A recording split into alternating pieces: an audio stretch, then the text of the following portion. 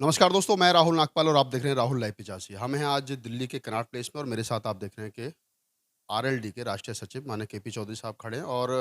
LIC का जो बहुत बड़ा एससी एसटी सरकारी कर्मचारियों का जो संगठन है उसके राष्ट्रीय प्रधान महासचिव भी हैं। वर्तमान में जो उत्तर प्रदेश के नतीजे आए हैं और जिस प्रकार से बहुजन राजनीति हाशिए पर चली गई, एक तरीके से कहूँ कि आरएलडी हारी, बसपा हारी, सपा हारी, जितनी एससी एसटी ओबीसी माइनॉरिटी की पार्टी थी तमाम पार्टी जो है वो चुनाव हार गई और ज़्यादातर पार्टियों का हाल बुरा है। तो क्या इस धुंध में जो हिंदुत्व की राजनीति पूरे मुल्क भर में चल रही है, क्या बहुजन समाज अपनी राजनीति बचा पाएगा? इसी टॉपिक पर मैं केपी चौधरी साहब से बात करूँगा। चौधरी साहब,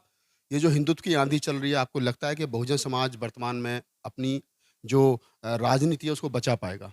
देखिए, बहुजन समाज ही तो है जो इस देश को चला रहा है। बहुजन समाज ही है जिसके भरोसे ये देश आगे बढ़ रहा है। और बहुजन समाज ने हमेशा हर कसौटी पर अपने आप को सिद्ध किया है और मेरा पूर्ण विश्वास है कि जो विधानसभा चुनाव 2022 के आए हैं, ये स्थायी निर्णय नहीं है, इसमें बदलाव होगा। बहुजन समाज मान्यवर काशीराम जी का जो है फॉलोवर है, उनका समर्थक है, उनके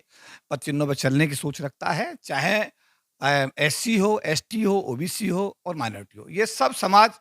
अब इकट्ठा हो रहा है, लेकिन पिछले दिनों में जो थोड़ा बिखराव रहा है, वो इस चुनावी नतीजे का कारण बना है। मेरा विश्वास है कि 2024 के अंदर सभी बहुजन समाज के जितने भी हमारे घटक हैं, जो भी हमारे साथी हैं, पार्टी हैं, जो भी हमारे समाज में छोटा-मोटा बिखराव किन्हीं कारणों को लेकर के है, सब लोग मंथन करेंगे, चिंतन करेंगे, एक साथ बैठेंगे और एकजुट होकर के आगे का जो 2024 का विधानसभा व लोकसभा चुनाव है, उसको सब लोग जब मिलकर लड़ेंगे, तो निश्चित रूप से नतीजे बहुजन समाज के पक्ष में आएँगे। आप ये कहना चाह रहे हैं कहीं न कहीं कि जितने एससी, एसटी, ओबीसी के राजनीतिक दल हैं, जहाँ सपा है, बसपा है, आरएलडी है और अन्य छोटे-छोटे दल हैं, महाल दल है, अपना दल है, सहलदेव पार्टी है, तमाम लोगों को एक मंच पे आने की ज़रूरत है? निश्चित रूप से मैं तो कहूँगा कि अगर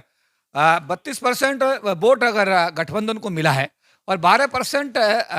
बहुजन समाज पार्टी को वोट मिला है, अगर मैं इसको जोड़ता हूँ तो 44% हो जाता है। और बीजेपी को जो मत मिला है वो 41.5% बताया जा रहा है। अगर ये सारा मत एक साथ होता तो मुझे लगता है 403 की 430 सीटें जो है वो गठबंधन के पास में जाती, बहुजन समाज के लोगों के हक में जाती और बीजेपी को हो सकता है कि ऐसी स्थिति में एक भी सीट ना मिलती। लेकिन ये जो बीच में जो मिसअंडरस्टैंडिंग है या जो कहीं बिखराव है, कहीं सोच में जो फर्क है, उस सोच को मिलाना पड़ेगा, एकजुट आना होना पड़ेगा, एकजुट होकर इकट्ठे होकर के और 2024 में जब हम सब लोग मिलकर के इस लोकसभा के चुनाव को लड़ेंगे तो निश्चित रूप से बहुजन समाज विजयी होगा।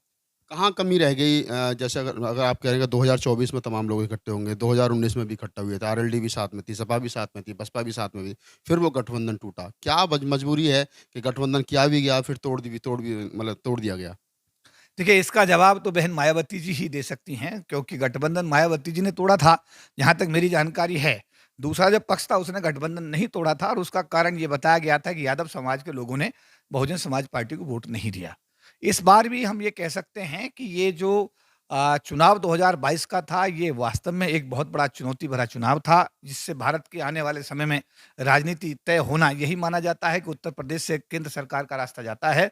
और इस समय पर अगर थोड़ी सोच को बड़ी करके सोचा जाता, समझा जाता और अगर 2019 के लोकसभा चुनाव की तरह इस बार सभी लोग एक साथ मिलकर लड़ते, तो मुझे लगता है कि निश्चित रूप से नतीजे जो आए हैं वो ये नहीं होते और ये नतीजे बहुजन समाज के हक में होते। और मैं ये कहूँगा सभी राजनीतिक दलों से, चाहे उनमें कोई भी वो सोच लेके चल रहे हैं, लेकिन उनको काशीराम की सोच को, बाबा साहब अम्बेडकर की सोच को अपनी पार्टी की मुख्य धारा में एक-एक कार्यकर्ता तक पहुँचाने की उनको पहल करनी चाहिए। मान्यवर काशीराम और बाबा साहब के मिशन को लेकर के वो चलेंगे, तभी जा करके बहुजन समाज सत्ता में आएगा। और अगर इस तरह बिखराव हो रहा है, जिस तरह हम लोग एक-दूसरे पर आरोप-प्रत्यारोप कर रहे हैं, उससे तो निश्चित रूप से जो अभी आपने कहा कि धर्म की राजनीति देश में पूरी तरह हावी हो चुकी है। जाति वाली जो राजनीति थी वो पीछे रह गई है और 80 और 20 का जो फ़ॉर्मूला इस चुनाव में चला है, निश्चित रूप से वो राष्ट्र के लिए आने वाले समय में घातक हो सकता है। हम 80-20 की बात ना करके हमें 100% की बात करनी चाहिए।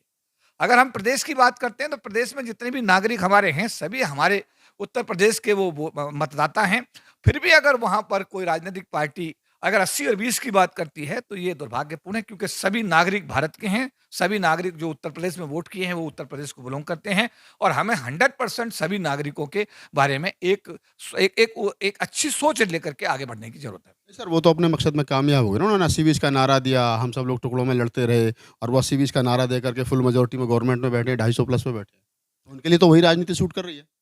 देखिए, मेरा ये कहना था कि अगर हम देखते हैं वोट प्रतिशत को, तो 60% वोट दिया गया, 40% वोटर अब भी निकल के नहीं आया।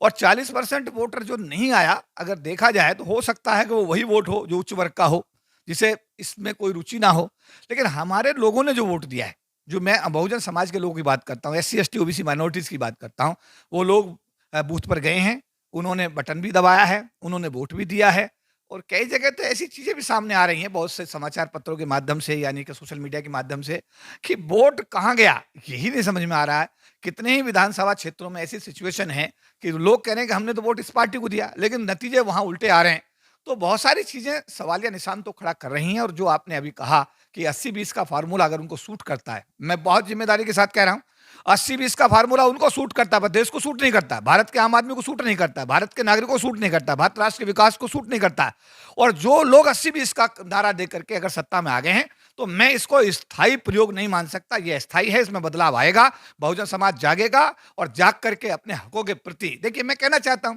कि बाबा साहब अम्बेडकर और महात्मा गांधी के बीच जो पूना पैक्ट हुआ, जिसके अंदर शेड्यूल कास्ट शेड्यूल टाइप्स के लोगों को सरकार की नौकरी में 22.5% का एक प्रतिनिधित्व मिला, उससे 40 लाख लोग सरकार की नौकरी में आकर के गरीबी की रेखा से ऊपर आने में कामयाब हुए। आज सब लोग सरकार की नौकरी से बाहर हो गए, आज सरकारी क्षेत्र में नौकरी नहीं है, निजी क्षेत्र में आरक्षण नहीं है। तो एक ऐसा वर्ग जो देश के विकास के लिए 24 घंटे काम करता हो, गेहूं बोता हो, धान बोता हो, कपास बोता हो, शहरों में ईंट ढोता हो, सड़क बनाता हो, सारा विकास के लिए 24 घंटे वो आदमी काम करता हो, ऐसे समाज के विकास की बात किए बिना 80-20 की बात करके चुनाव जीत जाना, पाकिस्तान हिंदुस्तान की बात करके तो सर वो तो कह रहे हैं ना 80-20 में आ तो रहे हैं सारे, जिन SC ST OBC माइनॉरिटी की आप बात कर रहे हैं वो सारे 80 में तो आ रहे हैं, 20% मुसलमान कहाँ है, कहाँ ऐसे नहीं। मैं पूछना चाहता हूं कि अगर सरकार की जिम्मेदारी चहुमुखी विकास करने की पूरे देश के हर नागरिक की है, मैं SC ST समाज से आता हूं जी, मैं पहचानना चाहता हूं कि मेरे समाज के लोग 40 लाख से आज घट करके करीब 7 लाख के आसपास सरकार की नौकरी में बच रहे हैं। और मैं 33 लाख लोग अगर सरकार की नौकरी से बाहर गए हैं, उनकी जब तक वापसी नहीं होगी, उनके बच्चों को नौकरी नहीं मिलेगी, बीटेक एमटेक बच्चा सड़कों पे घूमेगा, MBBS MD करके सड़कों में घूमेगा, तो कैसे समाज और कैसे सर ये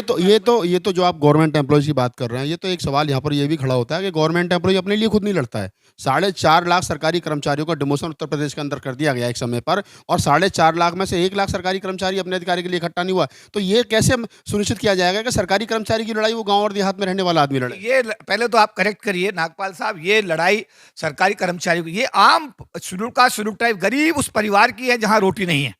सरकार की नौकरी के अवसर 22.5% के रिजर्वेशन के हिसाब से भारत के हर उस SC ST के परिवार को, बच्चों को मिलने सुनिश्चित होने चाहिए। जो बच्चा पढ़ रहा हो, स्कूल जा रहा हो, बीटेक भी कर रहा हो, मैं उन बच्चों की बात कर रहा हूं जो SC ST के बच्चे आज बीटेक एमटेक की डिग्री लेकर सड़कों पर घूम रहे हैं, मैं उनकी बात कर रहा हूं। अगर सरकारी क्षेत्र रहा होता, सरकारी क्षेत्र में नौकरी निकलती, अगर इन SC ST के लोगों को मौका मिलता, ये गरीबी रेखा से ऊपर आते, तो एक मजबूत SC ST समाज बनता, एक मजबूत राष्ट्र बनता, और तभी जाकर के देश का चहुमुखी विकास संभव हो सकता था। लेकिन ऐसा नहीं हो रहा है। अगर आप इसको रिजर्वेशन को सरकारी कर्मचारी तक सीमित आप ना करें, क्योंकि ये रिजर्वेशन जो बाबा साहब ने दिया है, देश की जो एक SC ST की जो टोटल आबादी है उसकी संख्या के आधार पर दिया गया, और अगर ये कंटिन्यू रहता आने वाले समय में, तो हर गांव में, हर घर में अगर एक नौकरी जाएगी तो उनके यहाँ पर एक रोशनी होगी, उनको गरीबी की रेखा से ऊपर आने का अवसर मिलेगा। और ये सरकार की जिम्मेदारी होनी चाहिए, और सरकार को इस पर एक रचनात्मक कदम उठाते हुए आने वाले दिनों में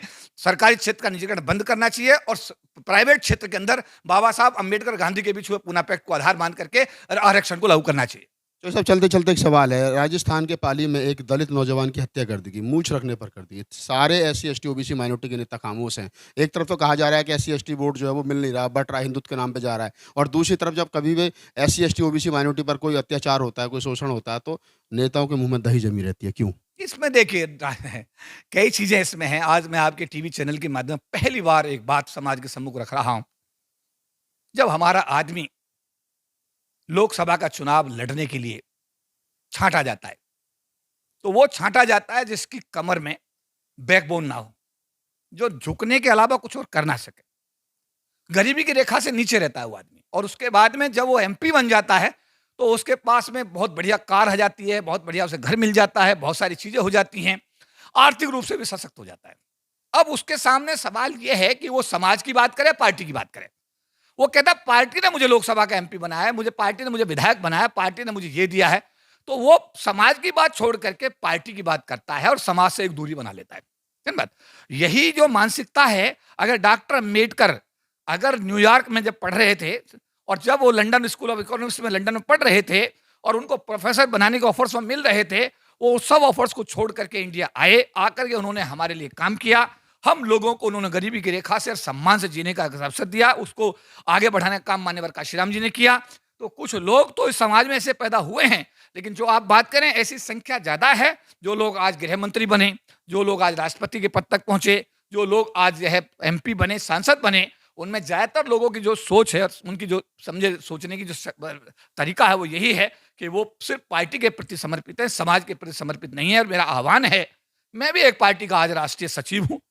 एक पार्टी का मैंने सरकार की नौकरी अभी छोड़ी है, पार्टी ज्वाइन की, राष्ट्रीय सचिव बनाया गया। लेकिन साफ तौर पे अभी मुझे मथुरा में जाट और जाटवों का जो झगड़ा हुआ, मुझे वहां भेजा गया और मैं वहां एसएसपी से जब मिला, वहां के एसपी देहात से मिला, वहां के सब लोग अधिकारियों से मुलाकात हुई, गांव में मैं गया, तो मैंने यही कहा कि देखिए ये ऐसा समाज है जो देश के विकास के लिए 24 घंटे काम कर रहा है, इसे मत छेड़िए। और मैंने कहा जो लोग दोषी हैं उनको तुरंत एसएसपी, मैंने कहा कि उनको पकड़कर जेल भेजिएगा, इस बात पे कोई कंप्रोमाइज समझौता नहीं। और यही मेरे राष्ट्रीय अध्यक्ष ने मुझे आदेश दिया कि जो दोषी लोग हैं उनको बख्शा नहीं जाएगा और जिनके साथ अन्याय हुआ है उनको न्याय दिलाने के लिए पूरी तरह पार्टी उसके साथ खड़ी हुई है। तो मेरा कहने का मतलब यह है कि मैं यही कहूंगा कि जो भी लोग राजनीति में आ गए हैं, एटलीस्ट वो समाज की वजह से, बाबा साहब अम्बेडकर की वजह से पोजीशन पाए हैं, उनको बाबा साहब मिशन के प्रति समर्पित भाव से काम करना चाहिए, समाज के प्रति जो उनकी जिम्मेदारी उसका निर्वहन करना चाहिए। और अगर वो ऐसा करेंगे तो समाज उनको प्यार करेगा, समाज में लोकप्रिय होंगे, समाज की आंखों का तारा बनेंगे और आने वाले दिनों में वो और भी सम्मान का पात्र बन सकते हैं।